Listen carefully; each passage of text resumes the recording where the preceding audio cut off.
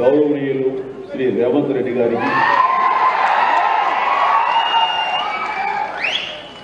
మరొక సోదర సమానులు ఉప ముఖ్యమంత్రి బట్టి విక్రమార్క గారికి, ఈనాటి ఈ సభాధ్యక్షులు జూపల్లి కృష్ణారావు గారికి, మా సినిమాటోగ్రఫీ మినిస్టర్ కోమటిరెడ్డి వెంకటరెడ్డి గారికి, మరొక మిత్రులు మంత్రివర్యులు పొంగులేటి సుధాకర్ గారికి, శ్రీనివాస్ గారికి, ఇక ఇతర పెద్దలకు, అలాగే సిఎస్ చీఫ్ సెక్రటరీ శాంతకుమార్ గారికి, ఇతర అధికారులకు, ముఖ్యంగా ఈ సభ ఇంత నిండుదనంగా ఇంత హుందాగా ఉంది అంటే కారణం తెలుగుదనానికి, తెలుగు వేష భాషలకి తరం తీసుకొచ్చి తెలుగుదనానికి నిలువెత్తు నిదర్శనంగా నిలబడి ఉండేటటువంటి గొప్పవారు, మేము ఆరాధించేవాళ్ళు మన మాజీ ఉపరాష్ట్రపతి శ్రీ వెంకయ్య నాయుడు గారికి, ఇక్కడ విచ్చేసినటువంటి ఆహ్వానితులకు, కళాభిమానులకు, సినీ అభిమానులకు, నా అభిమానులకు అందరికీ హృదయపూర్వక నమస్కారాలు తెలియజేసుకుంటాను.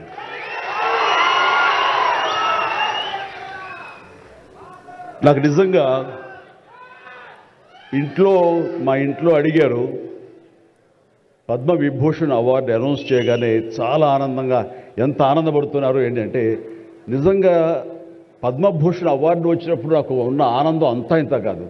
కానీ ఇన్నేళ్ల తర్వాత ఇప్పుడు ఈ పద్మవిభూషణ్ అవార్డు వచ్చినప్పుడు నిజంగా అంత ఉత్సాహం లేదు. ఏదో వచ్చింది, సంతోషం, గౌరవంగా స్వీకరించాలి, ఎంత ప్రజాభిమానం అని అనుకుంటూ ఉన్నాను.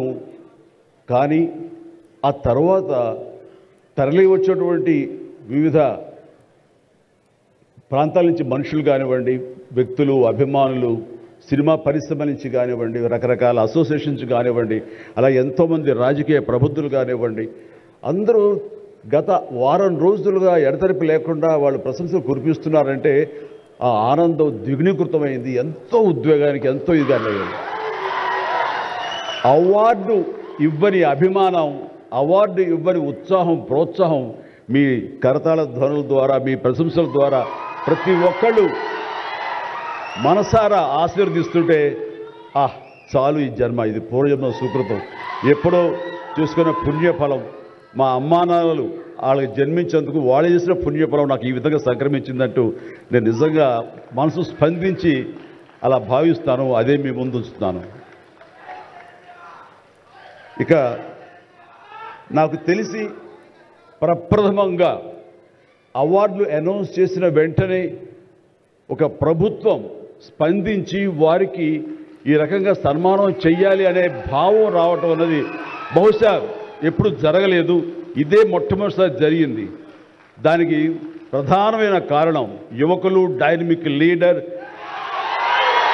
మన ముఖ్యమంత్రి రేవంత్ రెడ్డి గారు, అలాగే వాళ్ళ సహచర మంత్రి వర్యులు, వీళ్ళందరూ ఒక్కడిగా అనుకుని స్పందించిన మనసుతోటి మన వాళ్ళని మనం గౌరవించుకోకపోతే ఎలాగ గౌరవించుకోవాలి అంటూ అన్నది నిజంగా చెప్తాను. సభాముఖంగా వారికి నా హృదయపూర్వక ధన్యవాదాలు తెలియజేస్తాను.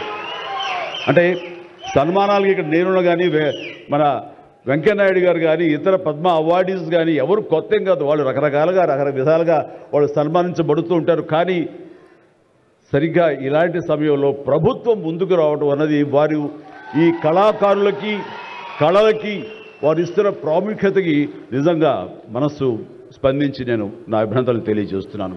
ఇందులో భాగంగా నిన్న మొన్న ముఖ్యమంత్రి గారు అనౌన్స్ చేశారు, ఇక్కడ నంది అవార్డ్స్ అనేవి ఒకప్పుడు ఇస్తూ వచ్చాము. నంది అవార్డ్స్ అనేది తర్వాత అదేదో గత చరిత్రలాగా అయిపోయి మాకు అందరికీ చిన్న డిసప్పాయింట్మెంట్ ఉంది అటు ఇరు రాష్ట్రాల్లో కూడా. అరే, కళాకారులు ఇంత నెగ్లెక్ట్ చేస్తున్నారు, ఇంత నిర్లక్ష్యం పరుస్తున్నారు, ఎందుకు ఉత్సాహపరచట్లేదు? అది పెద్ద గొప్ప విషయం కూడా కాదు అది. అండ్ అది ఇస్తే కనుక చాలామంది చాలా ఉత్సాహం ఉంటుంది. ఆ ప్రోత్సాహంతో మరింత ముందుకెళ్తారు. తద్వారా ఎన్నో సినిమాలు కానీ నాటకరంగం కానీ ఇవన్నీ అభివృద్ధి చెందుతాయి. తద్వారా ఎంతోమందికి ఎంప్లాయ్మెంట్ కానివ్వండి, ఎంతోమంది ప్రోత్సాహం కళాకారులు ఇంకొంచెం రావడం కానివ్వండి. ఆ రకంగా ఈ రోజును చూస్తే కనుక మన సినిమాలు ప్రపంచవ్యాప్తంగా ముందుకెళ్తున్నాయంటే అలాంటి ప్రోత్సాహం, అలాంటి ఉత్సాహం ఉండబట్టే. సో ప్రభుత్వ పరంగా కూడా అలాంటివి ఉంటే కనుక ఇది మరింత ముందుకెళ్ళడానికి అవకాశం ఉంది. అది గుర్తెరిగి ఈ రోజున ఆ అవార్డులు మళ్ళీ మనం రెజ్యూమ్ చేస్తాం, మళ్ళీ తిరిగి మళ్ళీ ఇస్తామని ఆ నిర్ణయం తీసుకోవటం, దానికి పేరు ప్రజాగాయకుడు. ఇవితో అంతా కూడా రెవల్యూషనరీగా మార్పు తీసుకురావాలని ప్రయత్నించే నిరంతర శ్రామిక కళాకారుడు శ్రీ గద్దర్ గారు.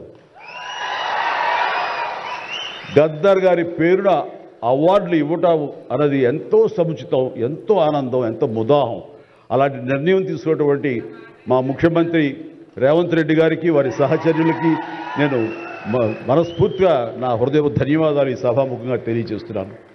అండ్ ఇక్కడ నాకు ఈ అవార్డు రావడం ఆనందం, కానీ ఆనందం మరింతగా ఉండటానికి కారణం మేము చిన్నప్పటి నుంచి ఎంతో అభిమానించి ఆయన చూసుకుని ఇన్స్పైర్ అయ్యాం. వారే స్టూడెంట్ లీడర్గా ఉండి జయాంధ్ర కోసం అప్పట్లో స్టీల్ ప్లాంట్ కోసంగా ప్రయత్నం చేసినటువంటి వెంకయ్య నాయుడు గారు. ఆయన వైజాగ్ కాలేజీలో యూనివర్సిటీలో ఆయన స్టూడెంట్గా ఉన్నప్పుడు ఆయన ఇచ్చిన పిలుపుకి ఎక్కడో నర్సాపురంలో ఉండే మేమందరం స్పందించి స్ట్రైక్ చేయడం అనేది జరిగింది. ఆ రోజు నుంచి కూడా మాకు ఒక లీడర్ లాగా, మా నాయకుడిలాగా ఆయన మేము భావిస్తూ వచ్చి నన్ను అలా మేము ఎదిగాం. ఆయన అప్పటి నుంచి అబ్జర్వ్ చేస్తూనే ఉన్నాను.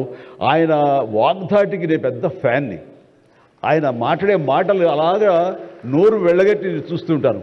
ఇప్పుడు కూడా అదే ఎదురు చూస్తాను. ఆయన ఎంత ఓపికగా మాట్లాడతారో తెలియదు, కానీ డెఫినెట్గా అలరిస్తారంటూ ఎలాంటి సందేహం లేదు.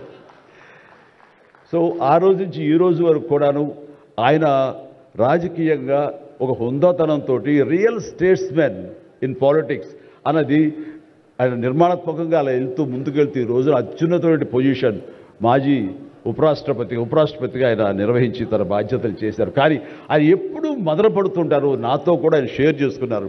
రాజకీయాలు రాను ఇలాగా దుర్భాషలతోటి, వ్యక్తిగత విమర్శలతోటి ఇలా దిగజారిపోతున్నాయి చిరంజీవి గారు. ఇది కాదు, ఇది ఆ హుందాతనం ఉండాలి. ఉండి కూడా ఎన్ని సాధించాం మేము.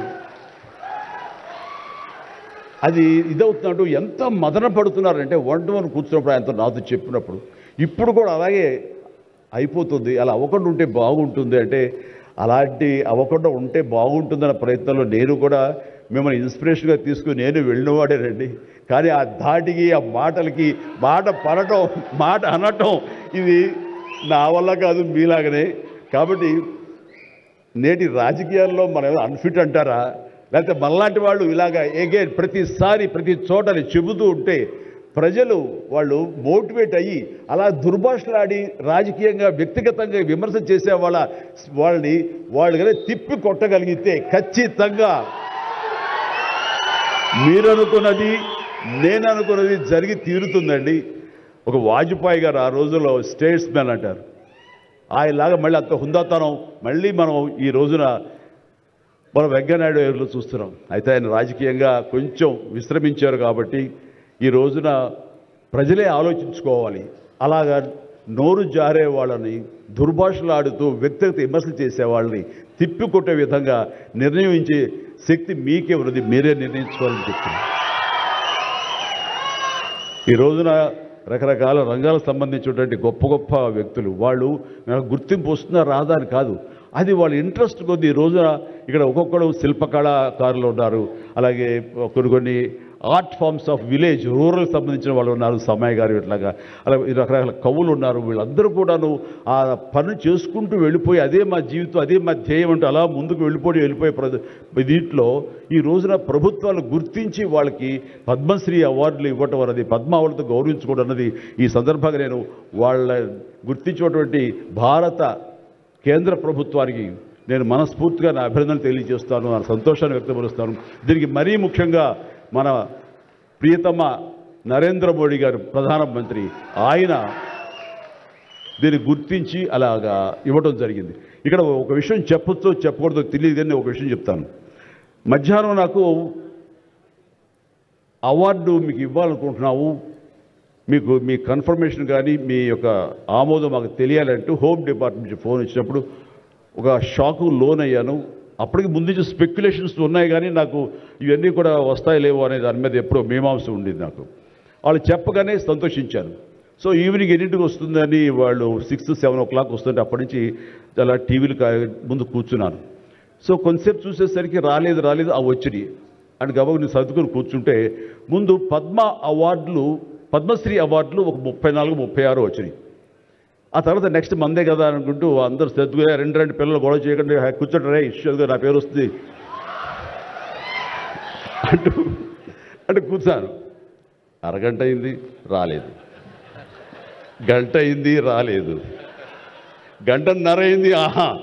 ఓరి బాబు ఏంటిది, ఏదైనా తిరిగి ఏమైనా మారుస్తారా, మనకి వచ్చే అవకాశం లేదని చిన్న మీమాంసలో ఉన్నారు. ఆ తర్వాత వచ్చిందనుకోండి. ఆ తర్వాత ఇదే డౌట్ నేను మన వెంకయ్యనాయుడు గారి ఇంటికి వెళ్ళి ఆయన గౌరవంగా ఆయన సన్మానించుకున్నప్పుడు ఆయన ముందు చెబితే ఇదంతా కూడా నరేంద్ర మోడీ గారు ఒక ఆలోచన అండి. పద్మశ్రీ అవార్డులు చాలా బడుగు బలహీన వర్గాలకు సంబంధించినటువంటి చిన్న స్థాయి కళాకారులకు వచ్చింది. ఒకేసారి వెంకయ్యనాయుడు గారి పేరు, చిరంజీవి పేరు, పద్మ సుబ్రహ్మణ్యం పేరు, వైజయంతిమాల బాలి పేరు వస్తే కనుక అది సుస్పష్ట, అది ప్రముఖంగా వేసేస్తారు. అలా వేసినప్పుడు వీళ్ళ గురించి ఎవరు చెప్పుకుంటారు? కాబట్టి వీళ్ళ గురించి చెప్పుకోవాలి అంటే గంటన్నర టైం మధ్యలో గ్యాప్ ఇవ్వండి. గంటన్నర వరకు వాళ్ళ గురించి చర్చ జరుగుతుంది. వాళ్ళు ఎవరు అంటారు, ఇక్కడ సమ్మయ్య ఎవరు, ఆచార్య గారు ఎవరు, ఇలా పేర్లని చెప్పుకుంటూ వాళ్ళ గురించి ఆలోచిస్తారు, చర్చించుకుంటారు. వాళ్ళకి గుర్తింపు వస్తుంది. అది రిజిస్టర్ అయిన తర్వాత దెన్ చిరంజీవి వెంకయ్యనాయుడు గారు నాకు ఇష్టం అన్నారు. అది నిజంగా గొప్ప ఆలోచన, గొప్ప ఇది. వారి గురించి తెలుసుకున్న తర్వాత నాకు నరేంద్ర మోడీ గారి మీద గౌరవం మరింత పెరిగింది ఆయన ఆలోచించి. సో ఇలాంటి సన్మానం జరగటం అన్నది నాకు నిజంగా అత్యంత గౌరవంగా భావిస్తాను. నా జన్మ సార్థకమైందని భావిస్తున్నాను. ఎన్నో కార్యక్రమాలు చేశాను. ఇది సినిమాల్లో రాణించినా కూడా సినిమాల్లో ఎంతో ప్రథమ స్థానంలో ఎన్నో సంవత్సరాలు దశాబ్దాలుగా ఉండటమే కాకుండా ఆర్టిస్ట్కి సామాజిక బాధ్యత, సామాజికటువంటి సేవ చెయ్యాలి. అది నేను అనుకోను కాదు, ఏమీ కాదు, నాకు అనిపించి నా అభిమానులు అందరూ కలిపి వాళ్ళు ఎంతసేపటికి సినిమా థియేటర్లకో వాల్ పోస్టర్లకో పాలాభిషేకాలకో వీటి కొట్టుకోవడాలు వీటికి ఉండేటటువంటి కల్చర్ని మనం మార్చాలి అనే ఉద్దేశంతో వీళ్ళందరూ శక్తివంతులు. ఇలాంటి శక్తిని అన్గైడెడ్ మిస్సైల్లా ఉండకుండా దీని అన్నింటి ఛానలైజ్ చేస్తే కనుక వీళ్ళ చేత సత్కార్యాలు మనం చేయించుకోవచ్చు అనే భావం నాకు లేట్ 90s వచ్చింది. అందులో భాగంగా ఆ రోజున బ్లడ్ దొరకక ఎంతోమంది మరణిస్తున్నారని తెలిసిన తర్వాత ఇంతమంది ప్రజానీకం ఉండి కేవలం బ్లడ్ అనేది హాస్పిటల్లోనో లేకపోతే ఫార్మస్యూటికల్స్లోనో దొరకదు మనకి. అది మనిషి ఇంకో మనిషికి ఇస్తేనే దొరుకుతుంది. అలాంటిది మనుషుల్లో ఇన్స్పైర్ చేయక వాళ్ళు స్పందింపచేసే విధంగా ఎవరు ముందుకు రాక జరుగుతుంది. కాబట్టి నేను ఎందుకు చేయకూడదు? నా అభిమానులు అనేవాళ్ళు ఎస్ ప్రాణం ఇస్తామంటారు. ప్రాణం వద్దు, రక్తం ఇవ్వండి అంటూ నేను 25 సంవత్సరాల క్రితం ఇక్కడ బ్లడ్ బ్యాంక్ పెట్టిన తర్వాత ఈ ఉత్సాహం ఏమైనా పొంగులాగా ఉండి తర్వాత చల్లబడిపోతుందా అని అనుకున్నాను. కానీ లేదు, ఒక జీవనదిలాగా సాగుతూనే ఉంది. ఈరోజు కూడా మీ అందరి ప్రభావంతో ఎక్కడ మంచి కార్యక్రమం కానీ పుట్టినరోజు కానీ శుభకార్యం చేయాలన్న ప్రతి ఒక్కరు రక్తదానం కోసం ముందుకు వస్తున్నారు, రక్తదానం ఇస్తున్నారు అంటే కనుక దానికి ప్రప్రథమంగా నడుం బిగించింది నేను, నా అభిమానులు చెప్పలో గర్వంగా ఉంది నాకు ఈ రోజుకి. అలాగే మన కరోనా క్రైసిస్ వచ్చినప్పుడు బయటికి వెళ్ళే అవకాశం లేదు, ఉపాధి లేదు, ఇంట్లో కట్టుబడి ఉండాలి. ఇలాంటి పరిస్థితుల్లో వాళ్ళందరికీ నిత్యావసర వస్తువులకు చాలా కష్టపడిపోతారు అనుకున్నప్పుడు నా ఇతర మిత్రుల సహాయ సహకారాలతోటి నేను పెద్ద ఎత్తున వాళ్ళకి 4 నెలల పాటు మన ఇళ్లలో తినే హై క్వాలిటీ గ్రాసరీస్ నేను వాళ్ళకి అందివ్వడం జరిగింది. అది వాళ్ళు బయటికి రాలేరు, పోలీసులు వాళ్ళు చాలా స్ట్రిక్ట్గా ఇంటికే పరిమితం చేస్తారు, ఏం తింటారు. అప్పుడు నా అభిమానులు నేను ప్రోత్సహించి వెళితే నా అభిమానులు ప్రతి ఇంటికి వెళ్ళి ఆ బ్యాగ్స్ ఇచ్చేవాళ్ళు. అది గొప్పగా నాకు ఎంతో సంతృప్తి ఇచ్చింది. అలాగే ఆక్సిజన్ దొరకని పరిస్థితుల్లో ప్రభుత్వాలు కూడా చేయలేని పరిస్థితిలో, హాస్పిటల్స్ అన్నీ కూడా చేతులు తీసే పరిస్థితిలో నేను నా మిత్రుల సహకారంతో, నేను స్వయంగా నా అభిమానులతో వారం రోజుల్లో 32 ప్లేసెస్లో ఈరోజు ఆక్సిజన్ అందించడం జరిగింది. అలాగే కాన్సన్ట్రేటర్స్ ఇవ్వడం జరిగింది. ఇవన్నీ కూడా ఏంటంటే చెయ్యాలనే తపనతోటి, బహుశా ఇవన్నీ కూడాను నాకు ఈ రోజున ఈ అర్హత రావడానికి, ఈ అవార్డు రావడానికి నాకు దోహదపడిందేమో అనుకుంటున్నాను. భగవంతుడా, ఇంకా నాకు ఈ శక్తి సామర్థ్యాలు ఇవ్వు, ఈ ఆలోచన ఇవ్వు. నేను అవార్డుల కోసం ఎదురు చూడను, అవార్డులు రావాలి కోరుకోను, లేకపోతే చాలు. వాళ్ళ గుండెలు ఉండే ప్రేమ కంటే ఏ అవార్డు పెద్దది కాదు. కాబట్టి ఇలాగా మిగతా జీవితం సినిమాలు చేస్తూనే ఉంటా, డ్యాన్సులు ఆడుతూనే ఉంటా, ఫైట్లు చేస్తూనే ఉంటా, మిమ్మల్ని అలరిస్తూనే ఉంటా. అలాగే ఈ సేవా కార్యక్రమాలు కొనసాగిస్తూనే ఉంటాను. ఇది మీకు చెబుతూ ఈ అవకాశం ఇచ్చినటువంటి తెలంగాణ రాష్ట్ర ప్రభుత్వానికి, మరీ ముఖ్యంగా మా ముఖ్యమంత్రి గారికి, మా ఉప ముఖ్యమంత్రి భట్టి గారికి, అలాగే మా సినిమాటోగ్రఫీ మినిస్టర్ గారికి, మిగతా ఇతర మినిస్టర్స్ అందరికీ నా హృదయపూర్వక ధన్యవాదాలు తెలియజేస్తూ థ్యాంక్ యూ సో మచ్. జై హింద్.